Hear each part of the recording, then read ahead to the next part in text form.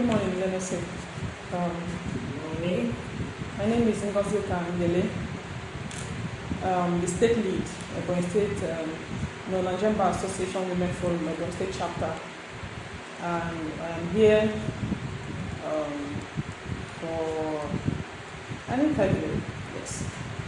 So, we would like to, I will not introduce you because I'm seeing you physically, so you have to tell us, introduce yourself to us. Right. My name is Iyom Anayo Justina Offia, Senior Advocate of Nigeria.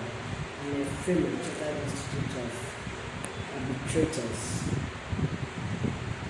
That's the way I officially give my name. Okay. Thank you very much, ma'am. Before now, I've known you for a very long time. Really? Yes, I've known you. In fact, there was a time you appeared with Mezi in Abakaliki, and I was in court that day. I admire you so much, and a lot of female lawyers in court that day admire you. In fact, almost everybody in court admired you. And I know that your story will inspire us. People still going in the profession haven't gotten to the extent you've gotten. The Her Journey is a program organized by Nigerian Bar Association Women Forum, though it is a brainchild of the Ebonyi State chapter of the NBAWF. And in that platform, we interview and share the stories of women in law that have tried, that have gotten to where they are, that have gone through challenges to reach their peak. Because we believe that their story will motivate the upcoming generation, those trying to study law, those looking up to them, and every other person. So that is why Her Journey came into being. So, and I want to appreciate you for the time given to us today to come and speak with you. And we would like to, after today, we'd like to do more with you, ma'am. Thank you very much, ma'am. You're welcome. Can you share what inspired you to pursue a career in law? I'd like to know. Why I read law? Yes. To start with. Okay. It's quite an interesting twist in decisions.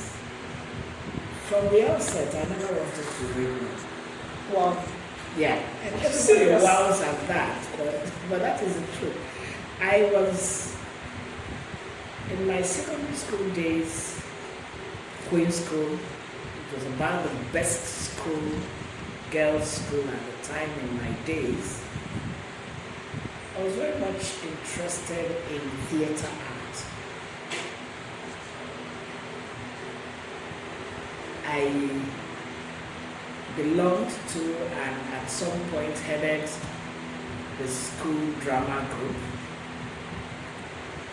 I wrote and produced stage dramas for my school and on my own. And I had very keen interest in literary art. So I felt I would go read theatre art. But I need to put this in a proper focus. This was early 1970, 71, 72. And, at that time, theatre art was really not a profession. It was more of a part-time, extracurricular thing that you do just out of interest. And we didn't have professional theatre artists. I recall that the first movie, or about the first movie that came in real movie world was Living in Bondage. That's what I remember. Yes. And that was way into the 80s. Okay? Yes. So at that time, if you read theater art, you just ended up in the classroom to teach literary art to students. And then the performances at that time were just maybe a couple of maybe television series and so on. People weren't, it wasn't a very popular profession then.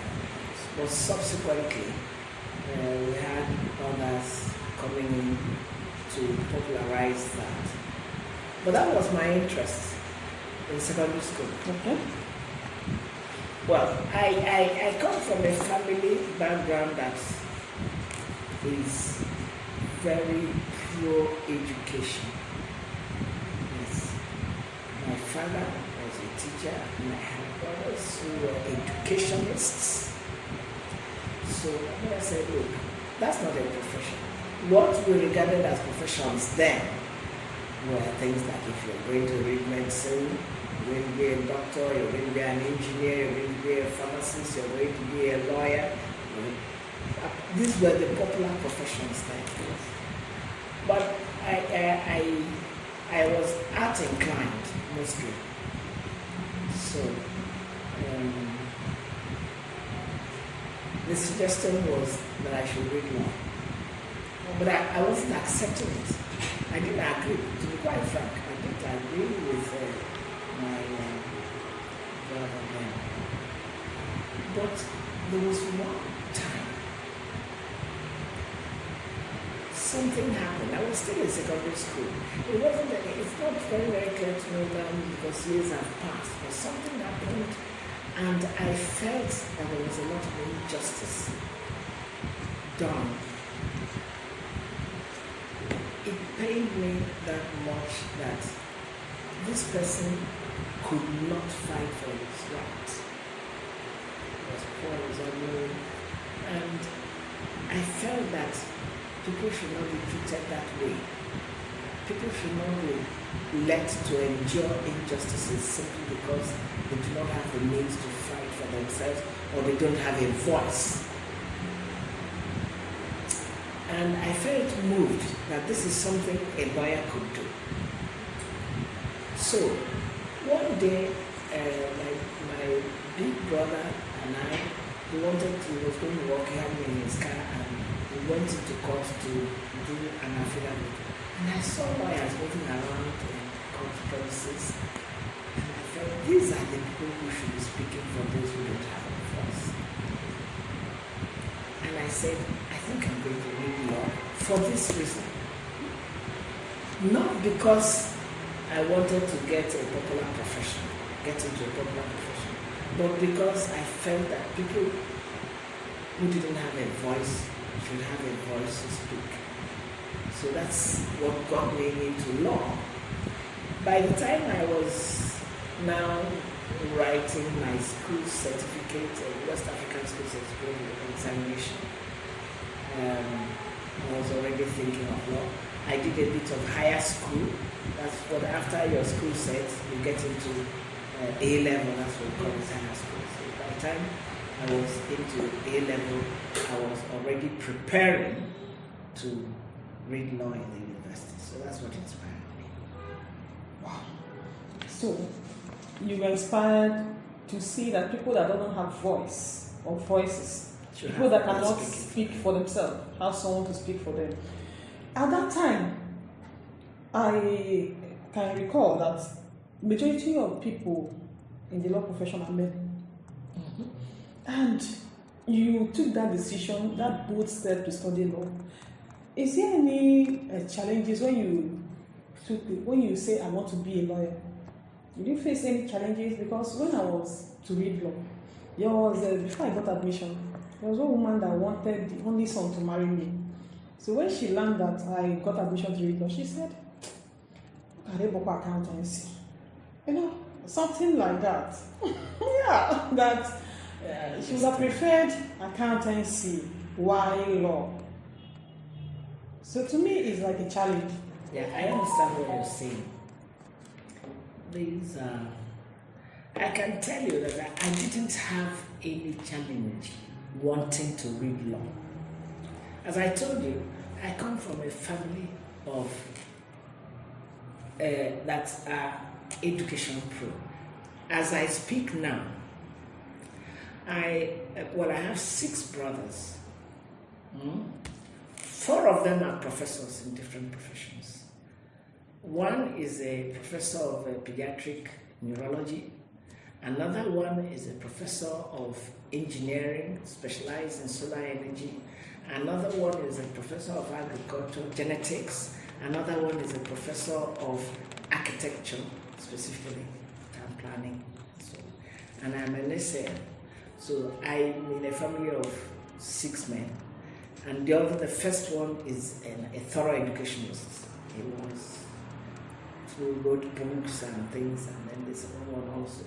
So I didn't have any problems at all or challenges choosing a profession.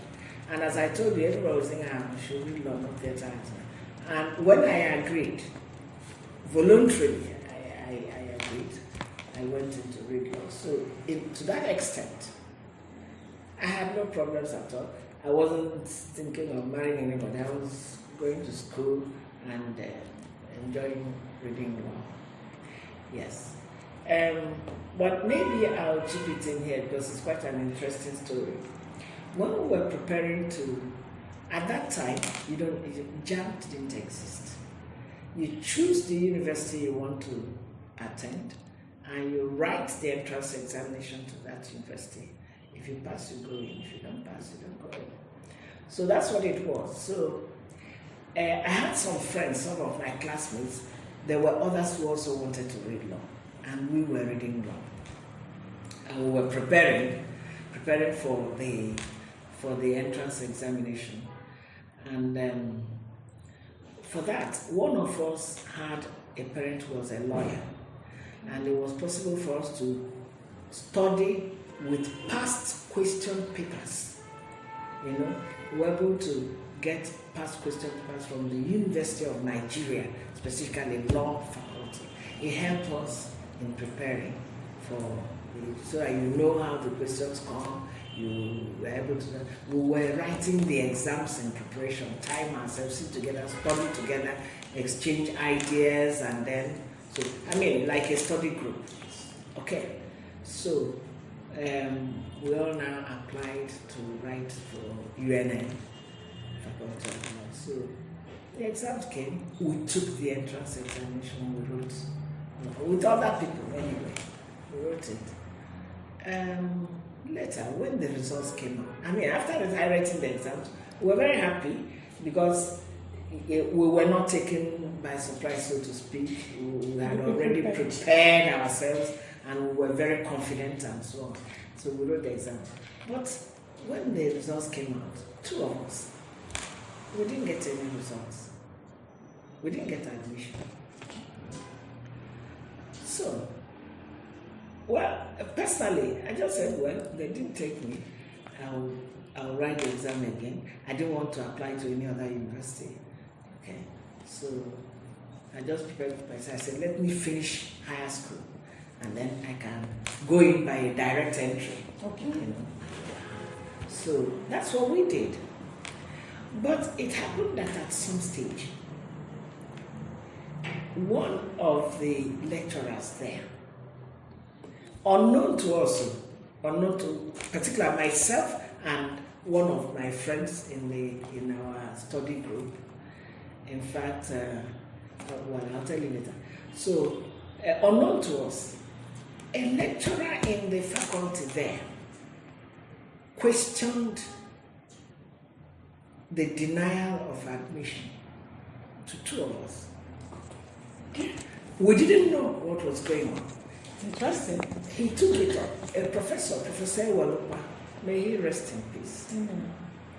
He took it up and said, why were these 2 people not given admission? Look at their scores. And the matter was taken as far as the faculty board and the exam board, taken up to the examination board of the university.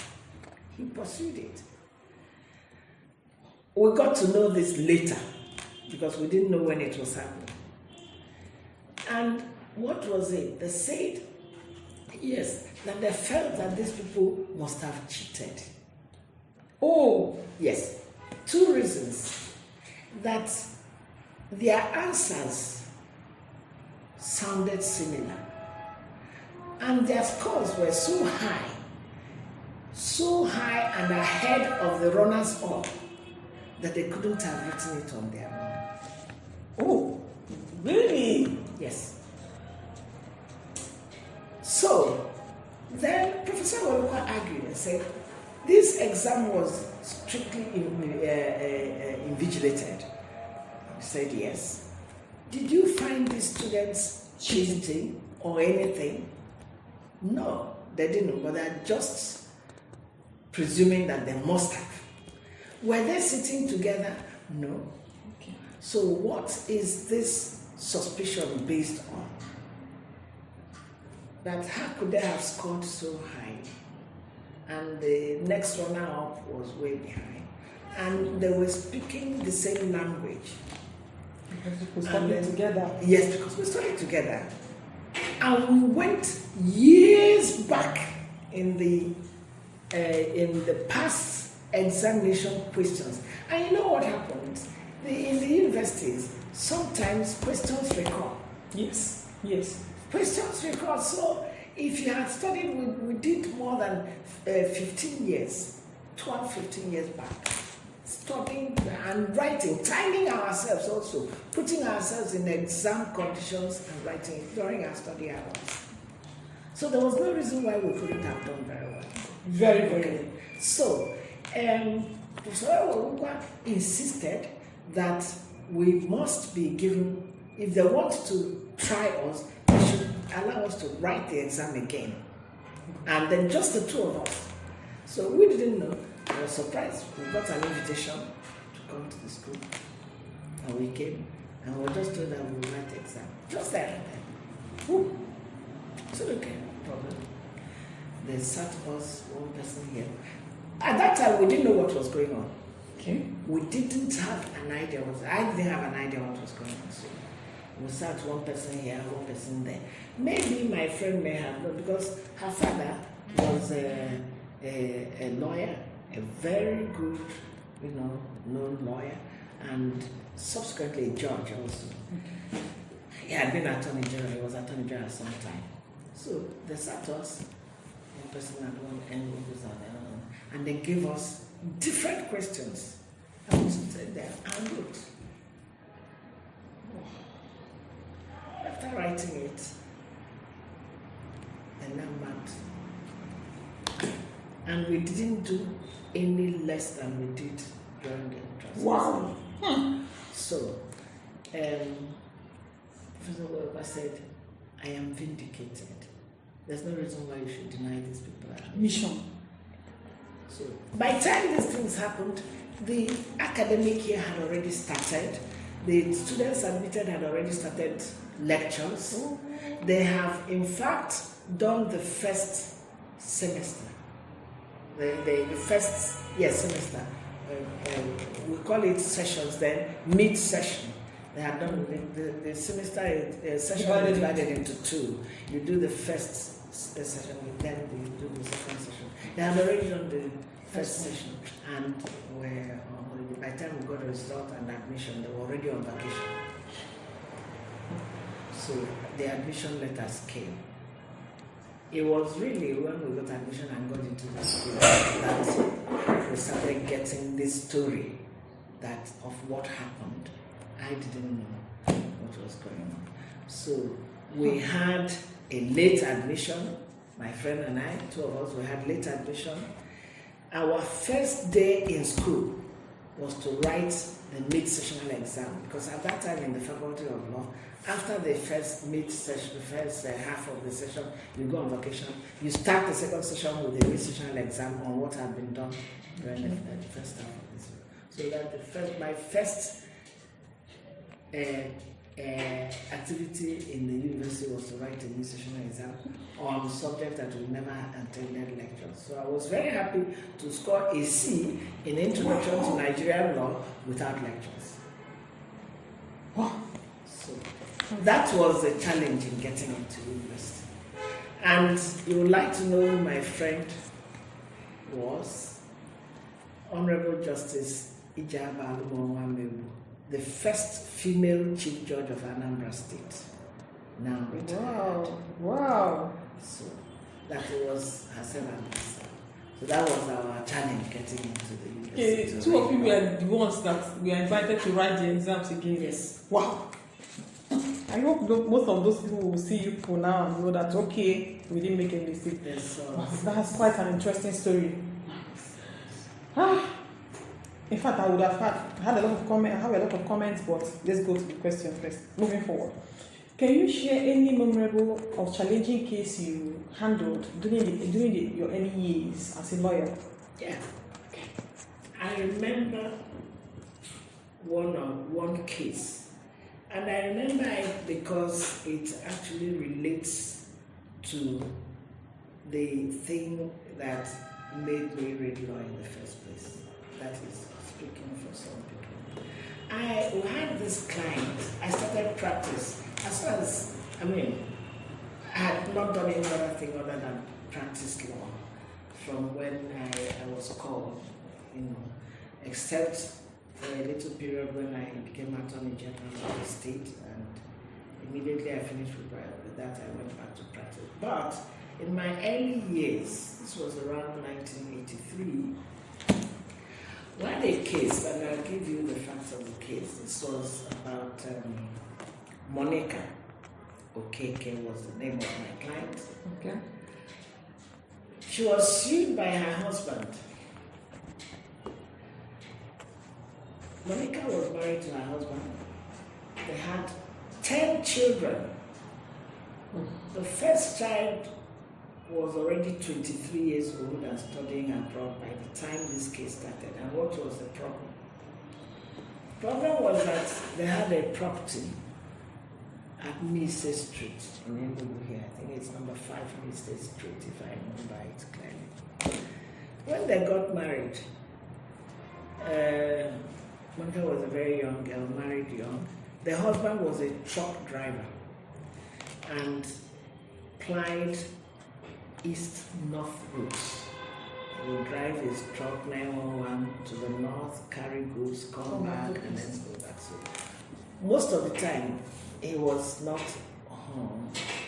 A trip could take maybe 10 days to 2 weeks. Yes. So she was running the home, but she was a very, very industrious woman. She was selling things, firewood, plantain, bread, provisions, all sorts of things, small things, selling and getting money. So at some point,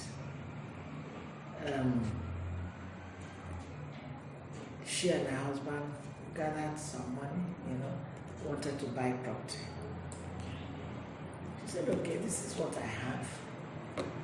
And the man bought what he had, and they bought that property at Mise Street 1 and started building it. Of course, you start building a house, the man will bring the money. When the property was bought, as a woman, your name cannot appear on a title document. Documents, yes. Women should not own property. Especially land. Land. You cannot take a woman and a woman. It's taboo. And unfortunately, so now in retrospect, it's unfortunate. We women kind of just accepted it. Yeah. Anyway, so her name wasn't there, the property was, but she was content. We have bought land. She was content that she and her husband had bought building land. house. They cannot, and they started building. Of course, the man will bring money, but he will go away for 2 weeks. It was Monica there looking at the workers. Madam, the cement has finished. So we need another 10 bags of cement. She will get money from her earnings trading. She will buy 10 bags of cement and give. This child will come back from school. They told us to buy 3 pence exercise book, 20 leaves, she will buy. They said that we should bring this in school, she will give. And then feeding the money, the soup has finished. The man, if he comes back, will bring some money and say, put and buy food. Okay, they will buy 100 blocks. But when the block finishes, the workers will come to Monica and say, block has finished and we can't stop work, please bring. Or then we need 2 trips of sand tomorrow to mix this concrete, if not the cement will spoil. And she will bring her money and put it. So that's how the house was built. And this is an offset building there. And at that time, she planted things like mango, cola nut, fruit trees. So they now moved into the place and they were living there. No problem. Had 10 children. Children were growing up. At some point, she had a house help living with her. Her sister's daughter was living with her and also growing with her children. The man started having an affair with her niece. And of course, she wasn't happy with it. She will not be. So, this caused some estrangement between them. And as a woman, you'll be covering up. You don't want to see. But the man was doing it, it's my right to be, I don't know. Have the right to have as many wives as I can. So, and this went on. At that time, Monica was also at her petty trading. She was improving. At that point, she was doing business, like doing supplies to prisons, doing supplies to schools, and all what else, so food supplies, stationery supplies, and stuff like that. Really doing business. So, this man, now because he was married, wanted to drive her out of the home with her children. Okay. So, what he did, unfortunately, what he did was to go into an arrangement with his friend, a good friend of his, or a chief, big man.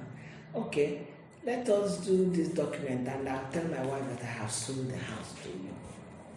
Oh. So we will now ask her to back out, that you have bought the house. And that was what he did.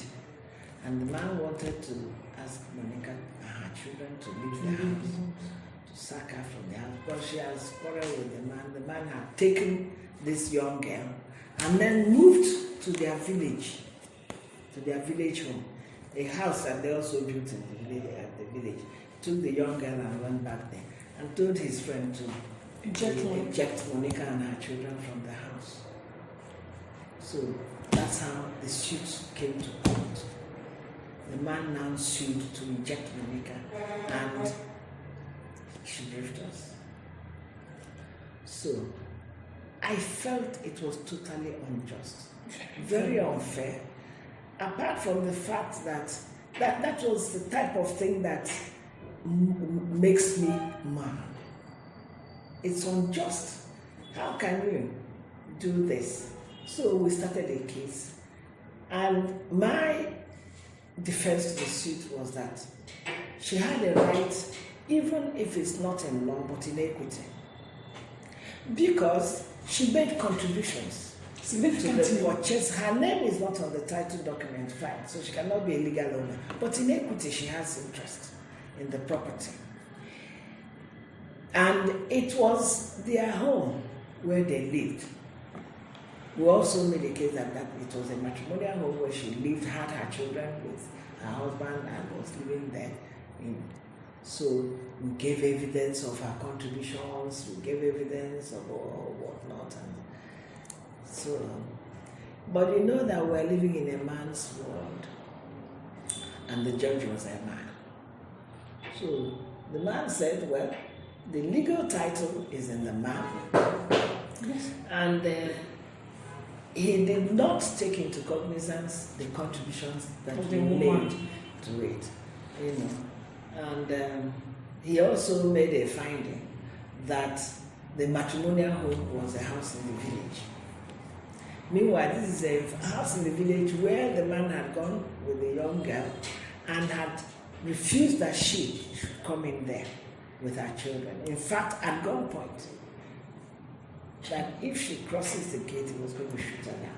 There was at some point, the age grade, the man's age grade in their village, came to him and said, look, this house, we know when you were building it. It was with this woman, and she's going to come in there. If you prevent her, we are going to ostracize you from this town. That notwithstanding, when the day Monica went with her, he was there with a gun to shoot her. She said, Abola said, come back, don't risk your life. Even the daughters, was one of them, Dan at Alvaniko College of Education, was going to get married, and the man refused for any traditional rites to be done in his compound. So that was it. That was the case of Monica. And we lost the case, by the way, yes, because as a man, is a very good judge, and you know, it was incidentally also like a very good friend of mine too, very nice job, but he was a man too. So his judgment was one proof of that male chauvinism and the injustice, gender imbalance, and things that women suffer under the law. Under the law. But I insisted that I must make this case, win or lose, because that is what I believe is just in the circumstance. Now, well, you don't want to know what happened. Later on, of course, things happened. The man got very sick. The young girl left him. Okay. He started begging Monica to come back, and Monica came back and said to be taking care of him. Until he died some years later, his friend also died. And then Monica's children, the man, his friend, had mortgaged the property for a bank loan. And then, but anyway, subsequently, Monica's children, the one abroad, came back, traced me for the antecedents. I gave him the documents, and okay, so he went, paid off the bank loan, and recovered the property. So I felt happy at least. No, you achieved justice. You did. So Monica went back, repossessed the property. So that's one of the remarkable things. I never forgot it. I lost, but and she said she didn't want to go on appeal. Because as soon as the judgment was given, I wanted to go on appeal. She said she didn't want to go on appeal. Her brother said, look, leave that house, we'll buy the house. Brothers bought her a house, she moved out. I was living there, continued her life until many years later. Posterity now. The man needed her. And she went back. You know, you did not win the case, but you achieved justice.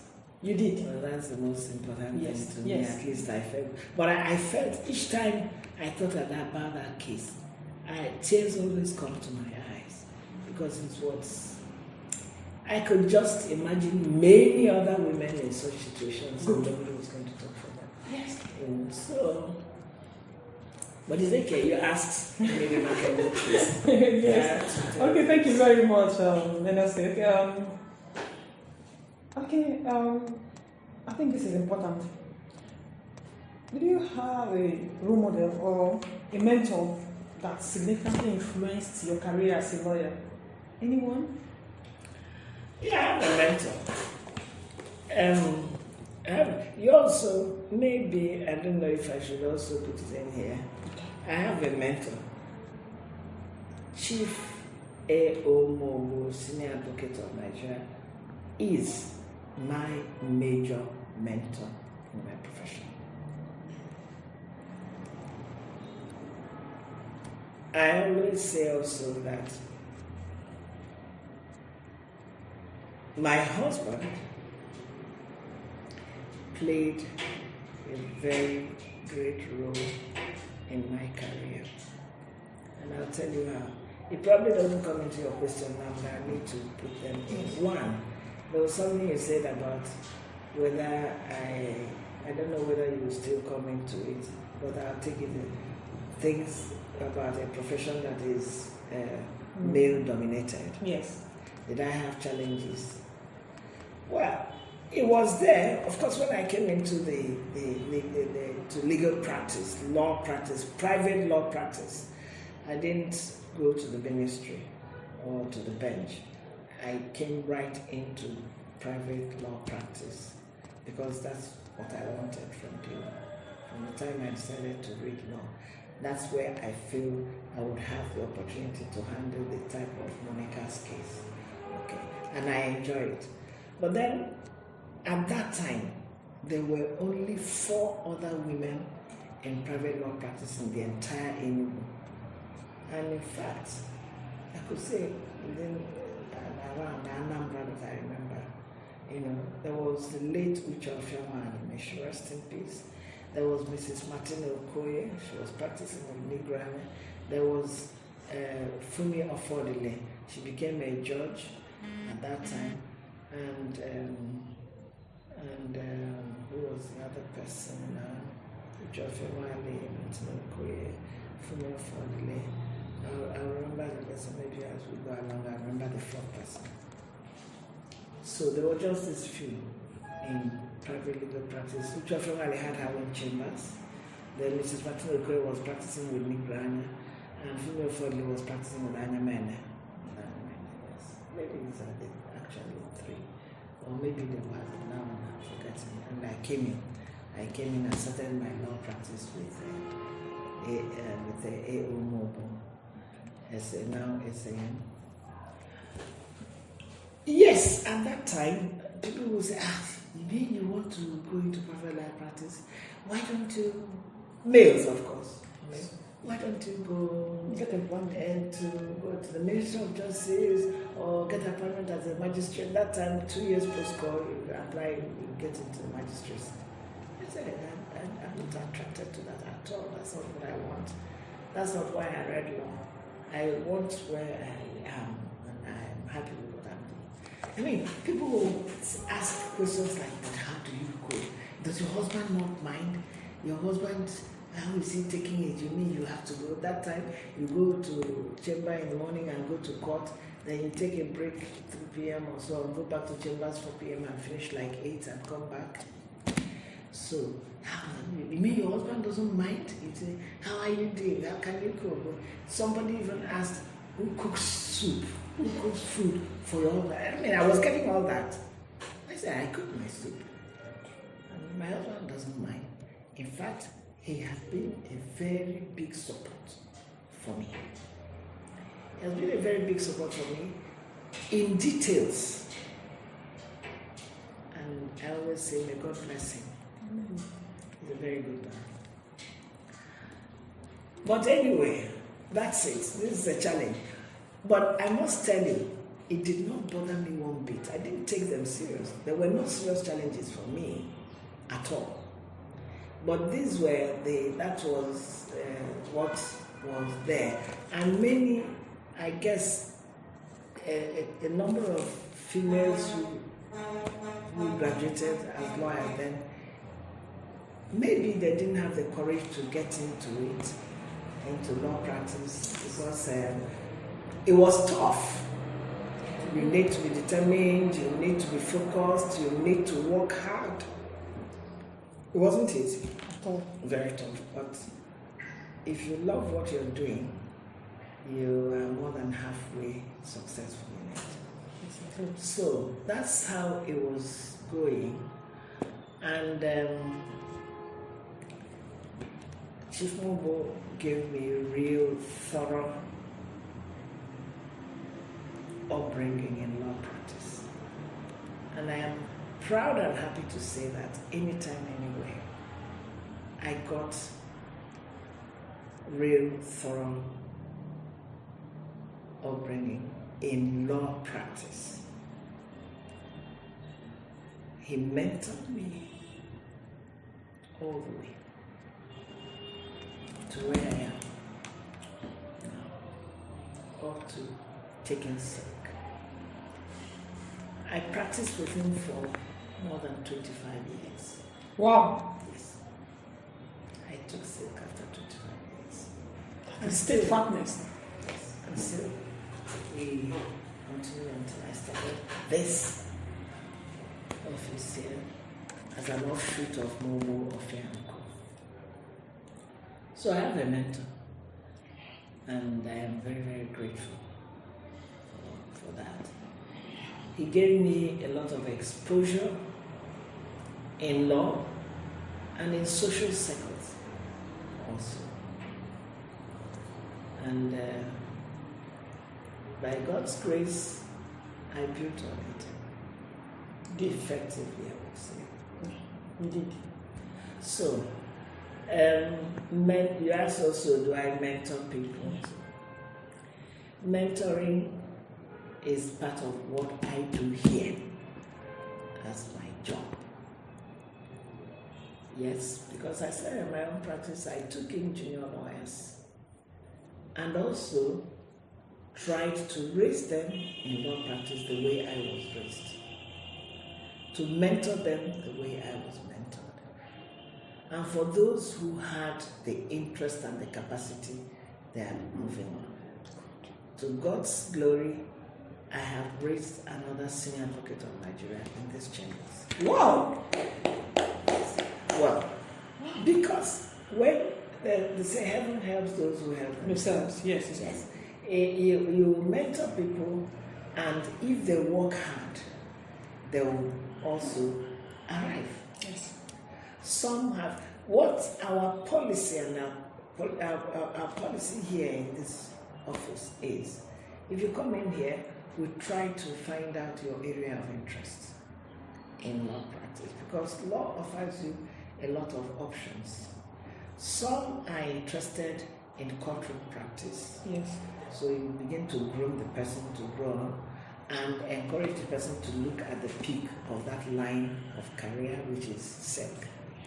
Some are interested in the bench. We'll start giving you exposures that will encourage you to get to the bench, and we'll try to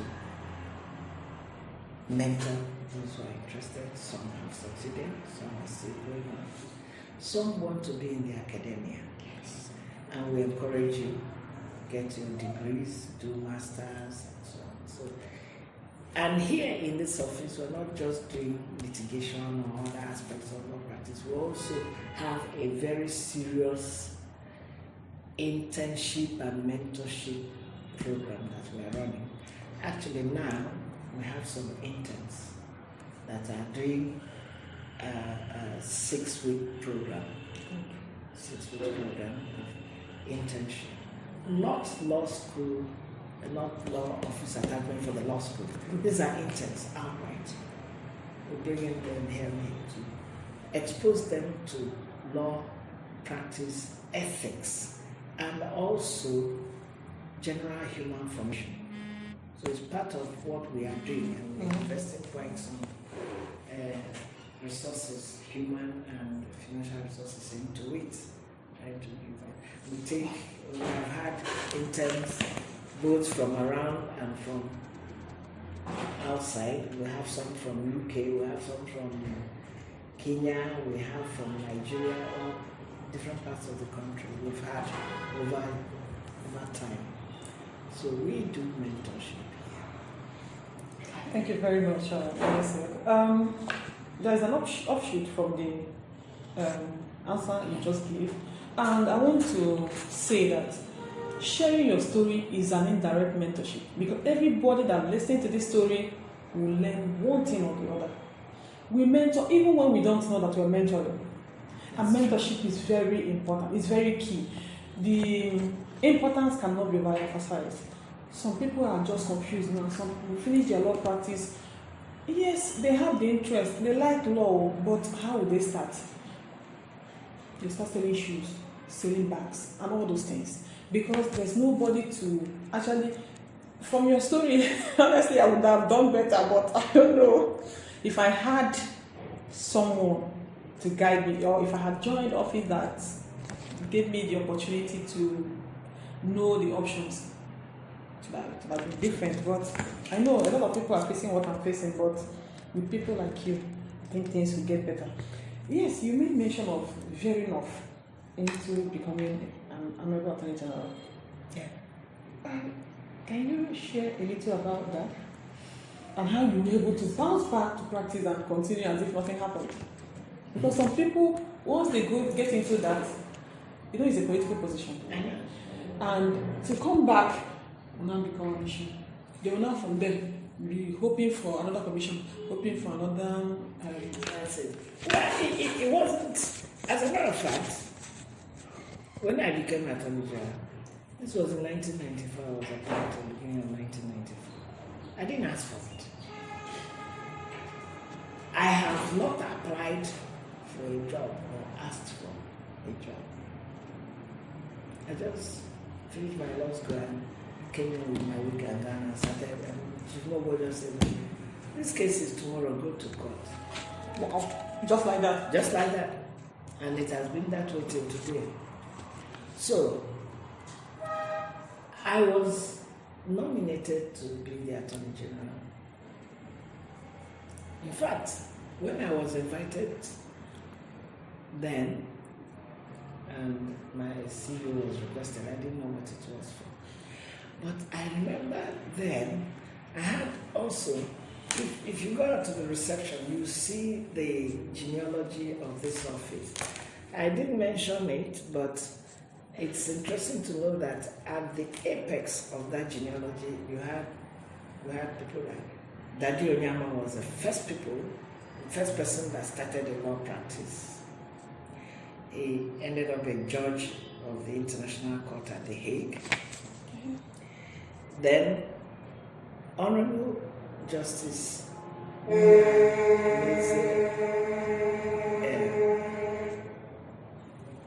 Aniagolo, the Honorable Justice Aniagolo of the Supreme Court. Yes. He started practice under Daddy Onyama. And at a point he became Attorney General, at another point he became a judge. But before that, Chief Iyom Anayo started practice under Aniagolo. At some point, Chief Iyom Anayo was Attorney General. At some point he was Commissioner for Lands, Attorney General, but came back to practice, to law practice, and continued. Then I started practice under Chief Iyom Anayo. Now, so you can say that these are my professional ancestors. Yes. At that time, they kept saying, so what do you want to do? You want to go to the bench? I said, bench, not for me. I don't want to get. In fact, I must say I'm scared of going to the bench. I don't know why, but I just feel that I cannot. At some point, to give me the opportunity of knowing whether I can handle the bench or not, I have been appointed twice to chair an election tribunal.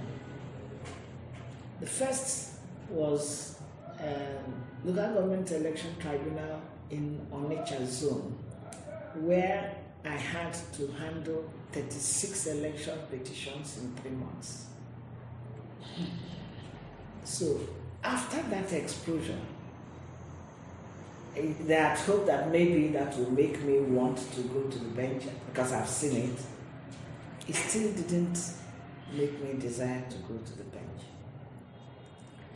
Then I had another one in this one was in 1989. Then in 1992, I was also appointed chairman of another election tribunal here in Enugu, which I did. And after doing it, I finished it, I still went back to my practice. So, one day, the Honorable Justice Aniagolo, of blessed memory, he came to me and said, Mrs. Offia, what do you want to be? What do you want to be? You don't want to be a judge. You don't want to be this. You don't. All right, you are going to be Attorney General. And I ran away because I didn't want to be anything. I was just enjoying my practice, and I was very, very happy with going to court, coming back, doing cases, pursuing them, and doing the High Court, Court of Appeal, Supreme Court, Magistrate Court, all sorts. So, a couple of weeks after that, I was invited to some CV. I was wondering what it was all about. I got a letter of appointment to be commissioner. That's true. So I went in. It was when I was Attorney General, so I went there. But as Attorney General, I didn't lose touch with the court. I tried as much as possible to be going to court, to do cases in court, because that's what makes me happy. That's what keeps me going. So I was going to court as much as I could manage, quite apart from administrative things that Attorney General had to do. I always tried to go to court whenever the opportunity was there. So, and because it was during the military era, you didn't have a tenure. So, I was in the office one afternoon, and you hear a radio announcement. That's how the army does it. So you hear a radio announcement that another executive has been appointed. That's how you know you have been sacked. So I simply took my briefcase. I called the DPP, and the Solicitor General. I said, "Look, I have been replaced. So bye-bye." He said, "No, madam, you have to write a handover note." I said, "Okay." I didn't get any when I came in, but I'll write. So I sat down, did the handover note and everything that day, picked my briefcase and left. The next, I just went back straight from the Ministry of Justice back to my office. And I looked at the diary in the office. What case do you have tomorrow? This, that. And the next day, I was in court. So when I came into court, I remember it very well. It was, I think it was P.K. Mukede's court or somebody. I can't remember the judge name, but I think it must have been P.K. Mukede. I came to court and said, Honorable Attorney. I said, no, that one ended yesterday by 3 p.m. The Honorable Attorney ended yesterday by 3 p.m. I said, but what are you in court? I said, I have cases now. Well, did I not have an office? Well, I not doing cases. I just continue my case and follow that. That was it. So I didn't blink an eye at all. I had no, I didn't miss the office of the Attorney General. Rather, I missed my private office when I was working at it. Yeah. But I gave it my best shot, did what I was able to do there. And so when it was time to go, I had no problems at all with the ministry. So you are disciplined, to say the least. During our second to the last Her Legal Journey series, we featured the Chief Magistrate in the Mexico. And when we asked her, do you have a mentor? She said, Chief A.J. Offia. If you see her, she was saying it. Chief A.J. Offia, she is my mentor. She was, and she is still my mentor till now. I said, no, we're going to hear her story. It is very important to us. In fact, I must say, I don't know how to put it, but I'm inspired to do more, even in my area or in my stage now. Moving forward, honestly, I would like to just ask, have you had the opportunity to advocate for equal opportunities, better representation of women?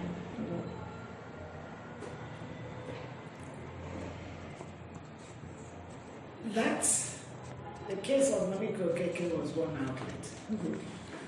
But then, I did a lot of that under the auspices of the International Federation of Women Lawyers. FIDA. FIDA. Yes.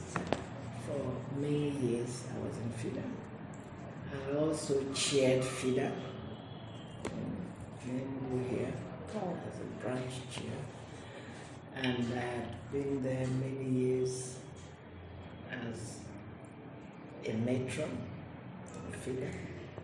Up to now, they still come, but I'm telling them, look, I'm aging. Why don't you get more vibrant, younger people? Aging like fine wine. But say them. So yes, I have. We had run many programs on women empowerment, discrimination against women, all sorts. Did a lot of programs here, traveled to a lot of places, being resource person, delivered papers and so on and so forth, ran workshops and many, on women's rights.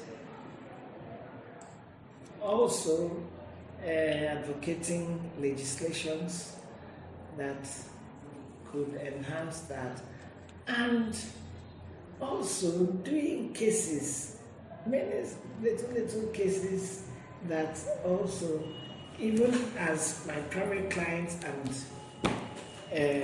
pro bono cases to help women. And anytime there was any issue that had the flavor of discrimination or injustice against women and other people, not just women actually, was always something that one liked to pick up or say something about, So I had that opportunity in FIDA. And not just at the level of FIDA Nigeria. There's now an association that is known as AULA. Yes. You know it? Yes. All right. I was one of the 5 people that started AULA. It was the decision to start that African Women's Law was initiated in Kenya at one of the international conferences of FIDA. Okay? We came because you know that FIDA is international. Yes. But there we thought that African women lawyers had their own peculiar situations, circumstances that another group may look more closely into to try to resolve. So we take that resolution to start our, and I was the first Nigerian representative for that position. Unfortunately, well, I don't know whether fortunately or unfortunately, after it took off, after some years, I had to step down. AULA did not continue to flare immediately. There was a law at some point, but then, thank God, some people now came up again and with a lot of enthusiasm and continued it the way it is now.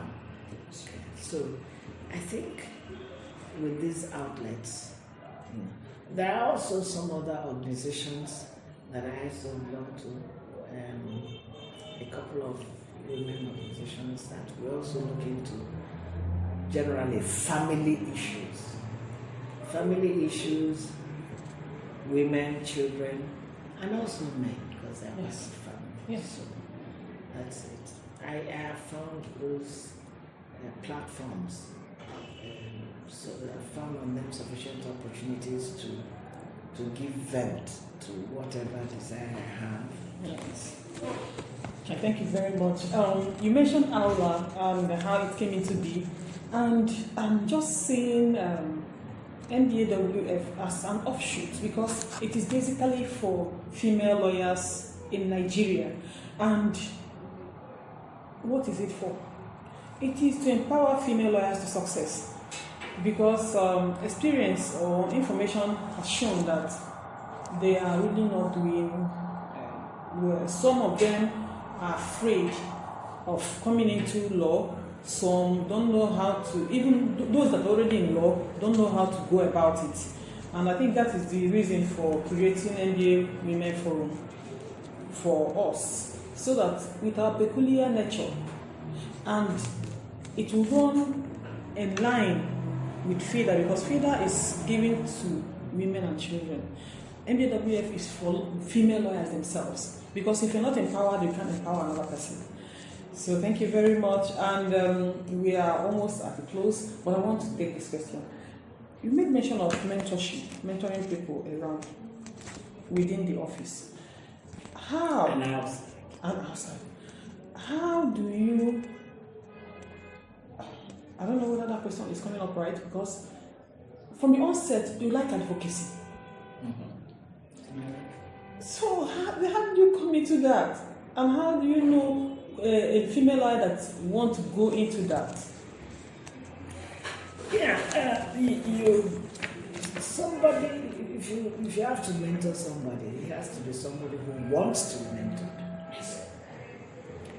And I have had some young lawyers coming into us, same questions you're asking her, how did you make it? Because I don't know how to convince my husband. My husband seems to be, apprehensive. He cannot understand.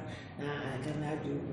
I said, look, if you need to somehow convince your husband that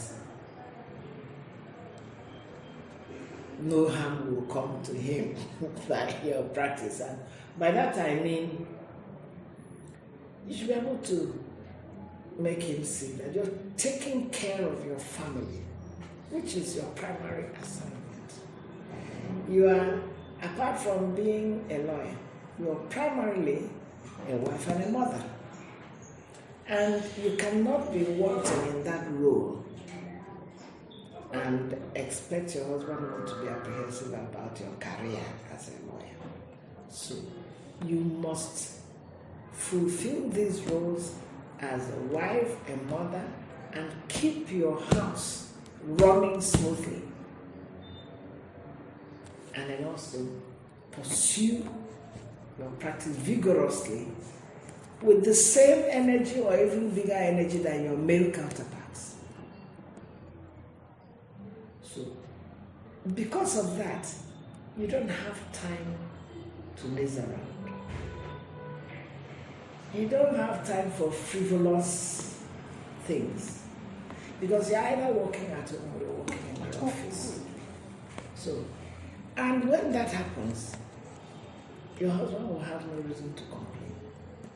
And once in a while, I have had to encounter husbands that want to block their wives from practice. I had one in my office then, in our office, more of your co then. There were matters that we were doing. We had it was a panel of inquiry. And you know when you have panels of inquiry, they prepare a lot of documents and you work late and all that. So we were working late that day. 5:30, 6 p.m. My husband called.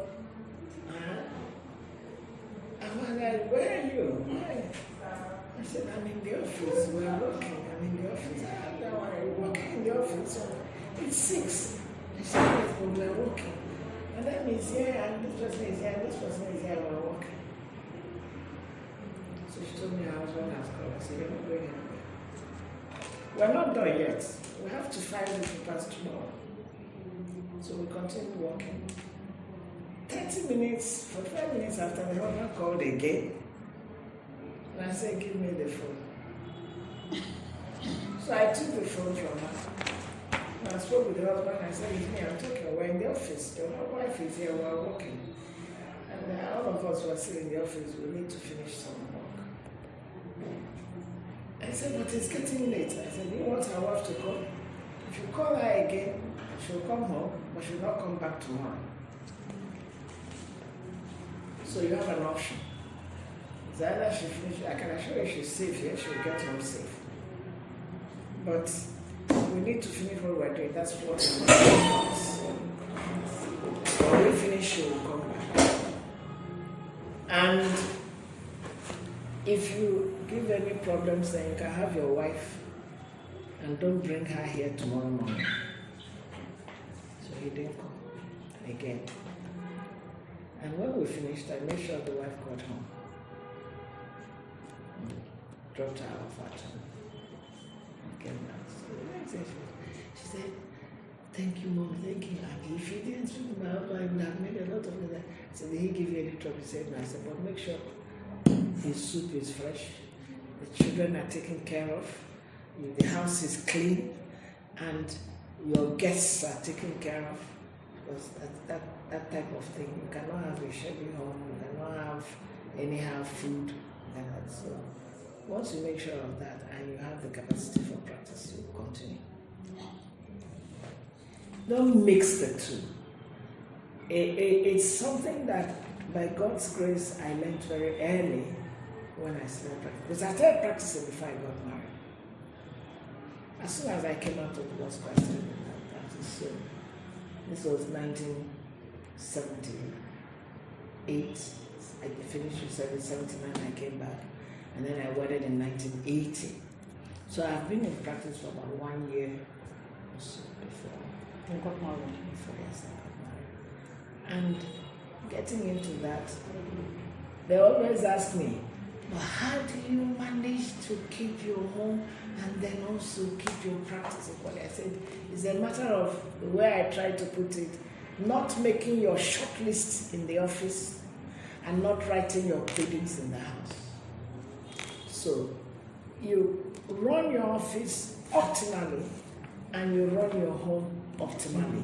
Once you fulfill your two roles, you'll be. But that means that you must invest a lot of energy and interest in the two. You cannot do one at the expense of the other. And if at any time you don't create conflicts between the two roles, you don't create conflicts. It's not easy. I'm saying it, but I have passed through it and I know it's not easy at all. It is not easy at all. I have had experiences when, okay, they like to hear this story, but you don't like to hear it. In 1983, we were doing election petitions then. After the 1983 election, transition to civil rule. So, the office had many election petitions to handle. And at that time, it was just myself, it was Chief Mobo, myself, and Sullivan Chime, His Excellency, the governor. Later, he gone. We were in the office then. So, and we had cases, our office, we had many cases we were doing, we had many election petitions we were doing. And there was this one that I had to do at Nsukka, while Chief Mobo was handling some at Lagos. He was doing the big Ono versus Mobo. You read it, 1984. 1984. That's the volume 1. Read it. With the locus classicals established there. So, and election petitions those days were all time bound. So I went to Nsukka in the morning and we continued doing the cases. One of the case, there was, I don't know, you may have met him, the Honorable Justice R.C. Abu, was my classmate also. He went to the bench and rose to the Court of Appeal. He passed 2 years ago. You know, died of hard work, if you ask me. Very hard work, very brilliant. My classmates were in the university together and the law school together. And so we were doing this case then. He was practicing in another office and I was in another office. We did the cases from 9 a.m. in the morning. Take witnesses. We took about how many witnesses? Up to something witnesses. Prepared the address, final address, rendered it, and the judgment was given by Justice Mweke. By the time we finished, it was past 10 p.m.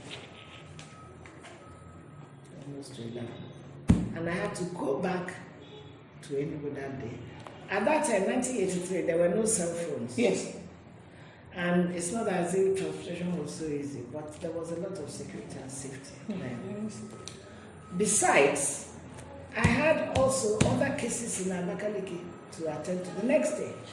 And the most interesting thing was that I was about 8 months pregnant at the time. But that was it. So you can imagine how my husband was feeling at the time. Anxious. For me, how is she coping? How is she managing? I couldn't even call him to say we're running late. But here I got to school. So by the time I arrived home, it was past midnight. And he was sitting up waiting for me. As soon as I climbed up the stairs and knocked, he opened the door immediately. And he opened the door immediately and said, "Are you all right?" I said, "I'm fine." Silence. So experiences like that, if you don't have a supportive husband, you can't do it. You can't. If you're also not determined yourself, you can't do it. Most importantly, if you don't have the grace of God, you can't. So you need all that. You need to have God's grace. You need to be determined. You need to have support. And I'll say, I had the three. Thank God. In abundance. So, this is just one of them. The baby I had after that on 1st of January is also a lawyer. She's also a lawyer. She's also a fellow of Chatham Institute of Arbitrators. She's a mediator. And she loves that job too. Wow, that's quite How do you manage to maintain mental health with the resilience you're putting in your work? How do you unwind? How I unwind. I like dancing, and now I love watching movies. Dancing? Wow. Very sweet. You unwind. With my children at home, those days when they were still home, on Sundays after lunch, we either visit friends or we just start dancing, put on something and dance to music. It was very helpful.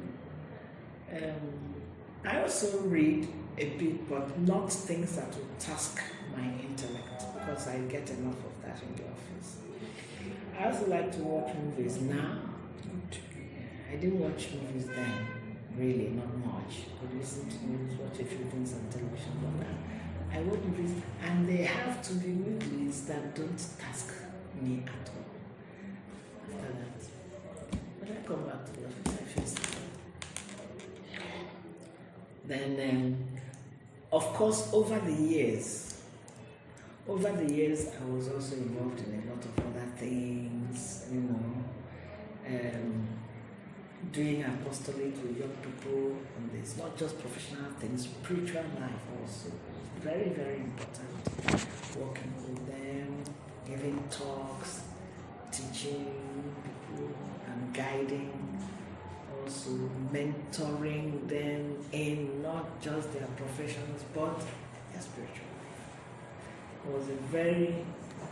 It is a very important dimension to what occupied me, because I also had that as an aspect of my life that played a very important role, because the formation, the spiritual and religious and ethical formation that I had also played a very great role in who I am in my profession.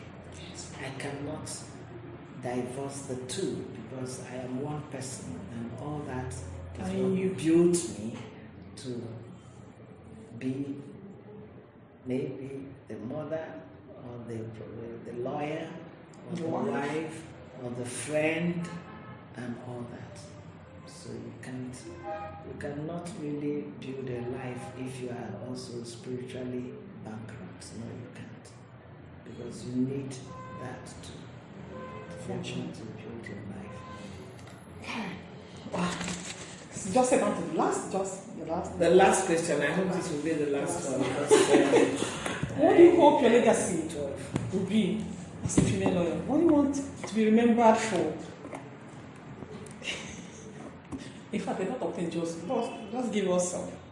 You'll be remembered for a lot too.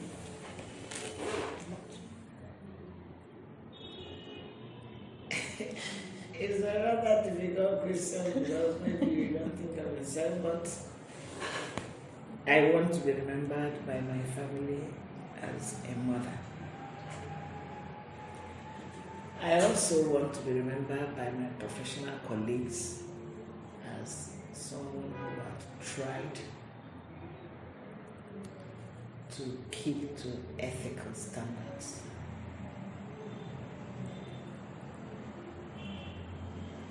I can't tolerate, well, I wouldn't want anyone practicing law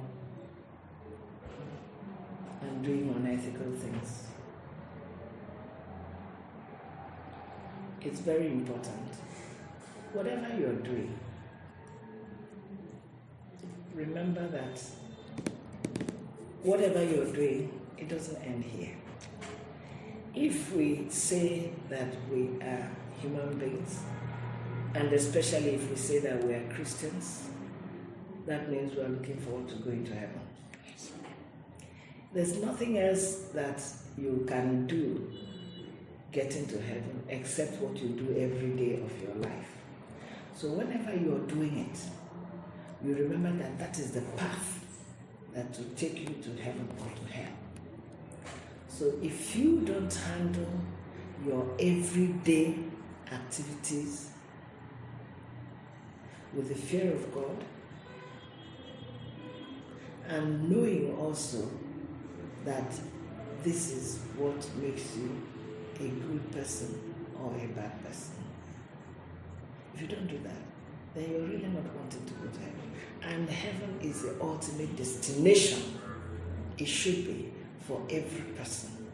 So if you lose sight of that, then whatever it is that you have achieved in your life is nothing. Because you don't end up where you should. Whether you are cooking soup as a mother in your house, whether you're preparing and writing a brief as a lawyer in your office, whether you are interacting in your social life with friends and so on, all these small things that you go through every day, this interaction that I'm having with you right now, they add up to what makes you a good or a bad person. They add up to what gets you to heaven or to hell.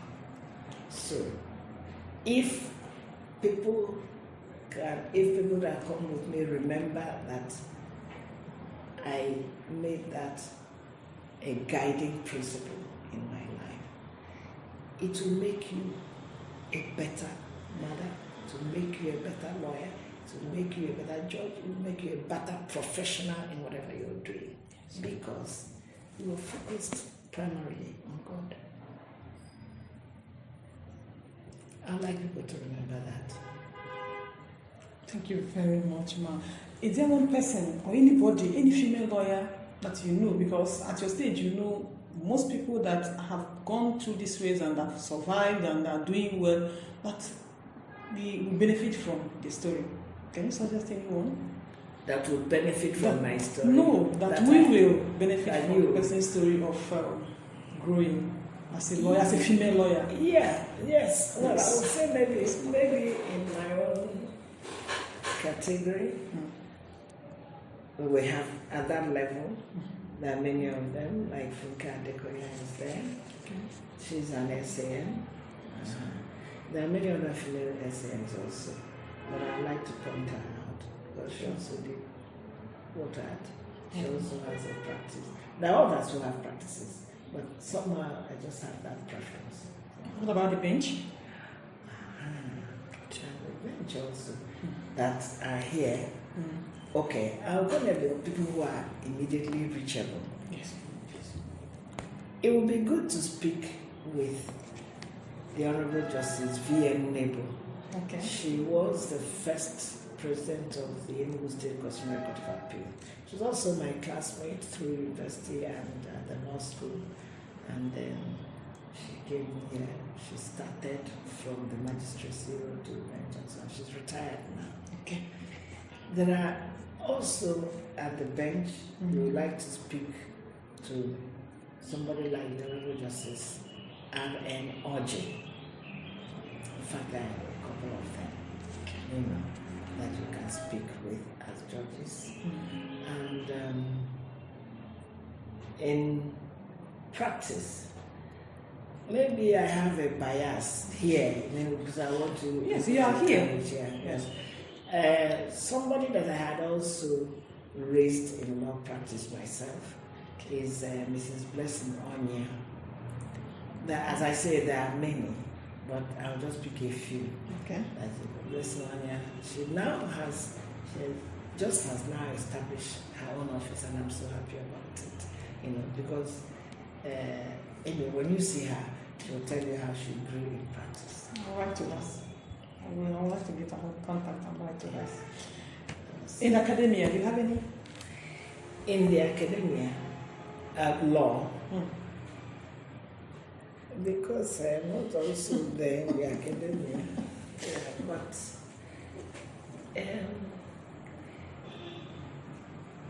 Alfonso Amuchas had been in the academia, and I liked him as an academic. But he's out now. He's now a commissioner in Anambra. He's an SN in practice. He has an office here. Okay. But you would want to, those who were my lecturers are not there, but you would want to speak to somebody like Professor Frank Asowa. Okay. He's a very senior professor in law. Reachable here. There are others, but you cannot speak to everybody. Yes. I cannot mention it. Thank you very much. I don't even know how to appreciate you. I don't know how to show. In fact, if you look at me, you know that from head to toe, I'm appreciation personified. I am grateful. I am not taking this for granted. And I want to pray that just like you're aging like fine wine, I don't know how I will see you in I was called about 2007. I was in court in 2008, and that was when I saw you. Okay. That was late 2008. Yes. And I'm not seeing any difference from what I saw in 2008. Then you need a pair of glasses. I'm not seeing any difference. Honestly, how do you manage it? I want to give God all the glory. I want to thank God for what He's doing through you. And this office, the other time I came was the first time I was stepping into this office, and I felt blessed. And I'm feeling very fulfilled now, going out of this office. This is not be the last time I will come, so be expecting me now. I'm out of the office. I'll be coming anytime I want to come, and I'll just notify Jenny if I want to come. Am I permitted to come? So thank you very much, Iyom. Thank you very much, Linda Sake. Thank you very much, Chief. You are the first senior advocate of Nigeria, female, from the Southeast. Yes. That goes without saying. How can I miss that part? You are actually the first. It was mentioned in our program severally. You are the first female senior advocate. Yes, at the time I took silk, there were, I was the fifth in the entire country. There were 4, and all 4 before me were from the West, not from any other part of the country. Yes, so you are our pride in the Eastern, not just Southeast. But I'm happy that others are also making it. Yes. It's not easy, but they have come. And at that time, 2003, I had a television interview after I was sworn in as SN. So, the typical question. I said, how do you feel being the first female senior advocate of Nigeria in this whole of Igbo land, the Southeast, and Northwest, Northeast, North, and everywhere except the West? So I said, well, of course, I'm very happy to be the first, but I'm not happy to be the only, because I want others to come along. And so when other female advocates of Nigeria are coming around, there's SCM in Port Harcourt, there's Val Azinge, there's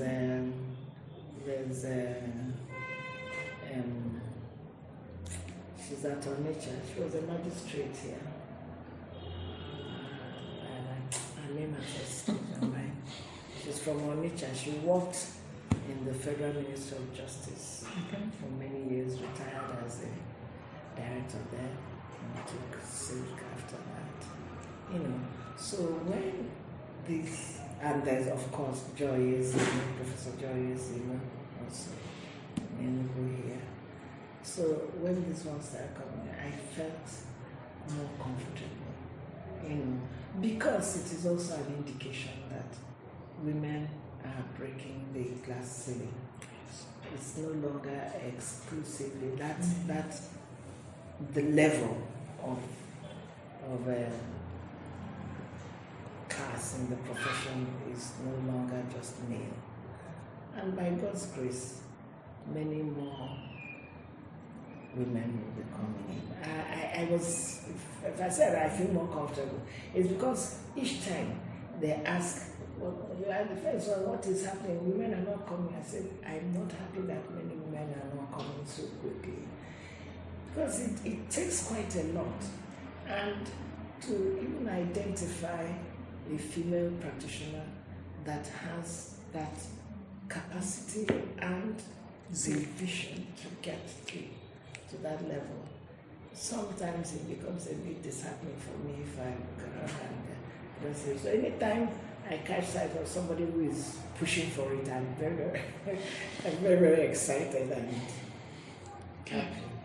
Thank you very much, ma'am. Thank you once again. And one last request. Can I have a photograph with you before I go? Okay.